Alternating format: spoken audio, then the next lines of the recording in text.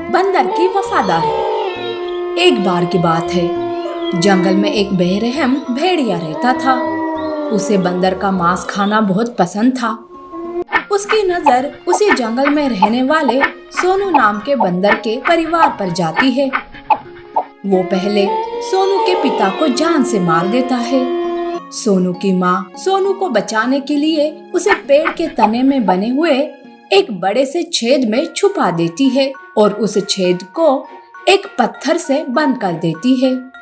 खूनी भेड़िया सोनू की माँ को भी मार देता है और वो सोनू को ढूंढने लगता है।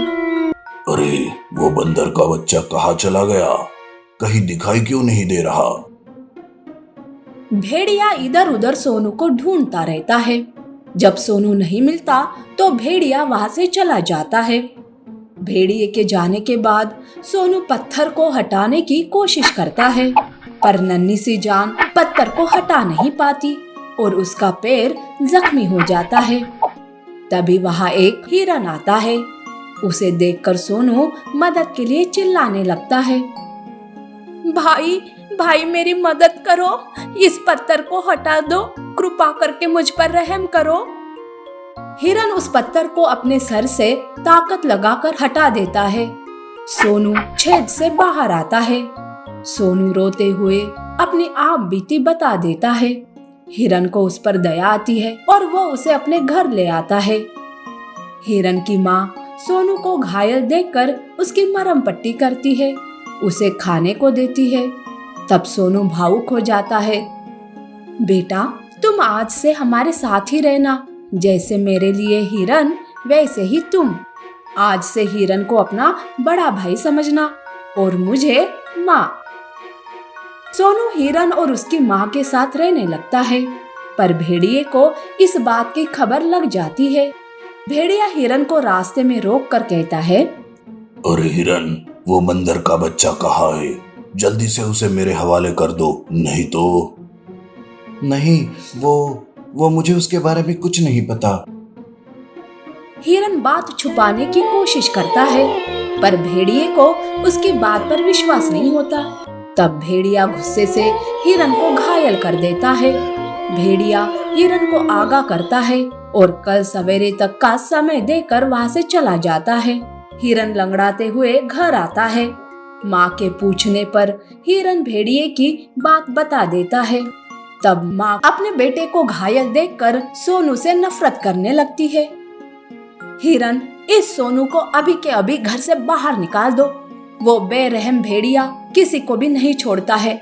हमें उसके रास्ते का कांटा नहीं बनना है और मैं इसके लिए तुम्हें नहीं खोना चाहती। पर माँ, सोनू छोटा है, वो कहाँ जाएगा? नहीं माँ, हम सोनू के साथ ही ये जंगल छोड़कर चले जाते हैं। जंगल छोड़कर जाने की बात सुनकर माँ को और भी गुस्सा आता है। अब वो जिद पर अड़ जाती है। उसे अपने बच्चे के सामने कुछ दिखाई नहीं दे रहा था। तब सोनू सामने आकर कहता है, भैया, माँ सही तो कह रही है। माँ, आप नाराज मत हो, मैं कल खुद भेड़िए के सामने जाऊंगा, आप चिंता मत कीजिए। माँ की नाराजगी सोनू के प्रति बढ़ती ही जा रही थी। हिरन और माँ सो गए थे, पर सोनू जाग रहा था। तभी वहाँ एक जहरीला सांप आता है। सांप हिरन को डसने ही वाला था कि बीच में बंदर आता है। सांप बंदर को डस लेता है। सांप के डसते ही बंदर चिल्लाता है। तब हिरन और माँ जाग जाते हैं। हिरन जहरीले सांप को देख लेता है। तब वो सोनू से कहता है, सोनू, ये क्या किया तुमने? वो सांप मुझे डसने ही वाला था, पर तुमने बीच में आकर अपनी जान को खतरे में क्यों डाला? मेरे मुसीबत के समय में तुमने मेरी मदद की थी भाई, मैं वो कैसे भूल सकता हूँ। और अगर तुम्हें कुछ हो जाता तो माँ कैसे जी पाती। देखो माँ, सोनू ने क्या किया आपके बेटे के लिए, और आप हो कि इसे इस भेड़िए के हवाले करने के लिए कह रहे थे, पर अब तो वो भी नहीं हो सकता। तब जाके माँ को गलती का एहसास होता है। वो सोनू के पास जाती है। जैसे तैसे वो उल्लू वैद्य को बुला कर लाती है। सोनू को उल्लू सही समय पर सही दवा देकर बचा लेता है। तब माँ कहती है, बेटा सोनू, अब उस भेड़िए के पास जाने की कोई जरूरत नहीं है। अब हम तीनों ये जंगल छोड़कर दूसरे जंगल चले जाते हैं। सुना है वहां का राजा शेर सिंह बहुत ही अच्छा राजा है, वो हमें भेड़िए से जरूर बचाएगा। हिरन, माँ और सोनू सवेरे सवेरे जंगल छोड़कर दूसरे जंगल चले जाते हैं। इधर भेड़िया सोनू के पास पहुंच नहीं पाता है और सोनू की जान बच जाती है। इस तरह से सोनू ने माँ और भाई के प्रति वफादारी दिखाकर माँ का दिल जीत लिया। अब वो तीनों भी उसी जंगल में खुशी खुशी रहने लगते हैं। मूर्ख बिल्ली और ऊंट। एक जंगल में एक बिल्ली रहती थी। उसकी उसी जंगल में रहने वाले एक ऊंट से मित्रता थी। दोनों रोज नदी किनारे मिलते और ढेर सारी बातें किया करते थे। एक दिन बिल्ली को कहीं से पता चला कि नदी के पार एक बहुत बड़ा तरबूज का खेत है, जहां पर तरबूज पक चुके हैं। उसके मुंह में ये सुनते ही पानी आ गया, लेकिन वो नदी पार नहीं कर सकती थी। उसने तुरंत जाकर ये बात अपनी दोस्त ऊंट को बताई। तरबूज का स्वाद याद करके ऊंट के मुंह में भी पानी आ गया। वह तैरकर नदी पार करने के लिए तैयार हो गया। तो बिल्ली बोली, मित्र, मैं भी तरबूज खाना चाहती हूँ, लेकिन मैं तैर नहीं सकती। क्या तुम मुझे अपने साथ ले चलोगे, पीठ पर बैठाकर?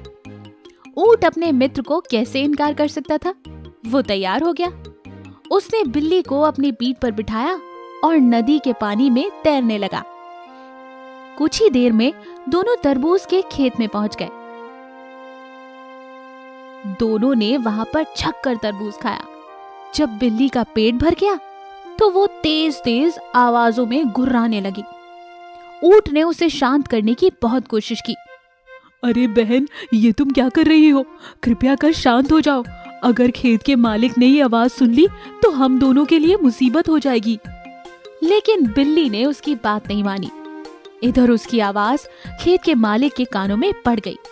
वह लाठी लेकर दौड़ता हुआ खेत में पहुंचा। खेत के मालिक को देखकर बिल्ली एक पेड़ के पीछे छुप गई। लेकिन विशाल शरीर का ऊंट कैसे छुप सकता था? उसको खेत के मालिक ने देख लिया। फिर क्या था, खेत के मालिक ने उसे लाठियों से पीटना शुरू कर दिया और पीटते पीटते खेत के बाहर खदेड़ दिया। इधर धीरे धीरे बिल्ली भी छुपते छुपाते खेत के बाहर आ गई। बिल्ली को देख ऊंट ने उससे पूछा, तुम खेत में क्यों गुर्राने लगी थी? क्या करूं भाई, खाना खाने के बाद घुर्राने की मेरी आदत है, मुझे अच्छा लगता है। बिल्ली ने उत्तर दिया। बिल्ली का उत्तर सुनकर ऊंट को बहुत गुस्सा आया, लेकिन वो चुप रह गया। दोनों जंगल लौटने लगे। ऊंट नदी में तैर रहा था और बिल्ली आराम से उसकी पीठ पर बैठी हुई थी। जब वो बीचों बीच नदी के पहुंचा तो ऊंट ने पानी में डुबकी लगाना शुरू कर दिया। ये देखकर बिल्ली डर गई। अरे अरे मित्र, ये क्या कर रहे हो तुम? ऐसा मत करो, मैं डूब जाऊंगी मित्र। वो क्या है ना दोस्त, मुझे खाना खाने के बाद पानी में ऐसे डुबकी लगाने की आदत है, मुझे मजा आता है। ऊंट ने उत्तर दिया। बिल्ली की मुश्किल बढ़ चुकी थी। उसके लिए जान बचाना मुश्किल हो गया था, पर ऊंट अब मानने को तैयार नहीं था। बिल्ली बेचारी नदी में गिर पड़ी। उसे अपने किए का सबक मिल चुका था। तो देखा आपने, इस कहानी से हमें ये सीख मिलती है, जैसे को तैसा। ऐसी ही और अमेजिंग कहानियों के लिए हमारे चैनल को लाइक और सब्सक्राइब करना ना भूलें। शुक्रिया।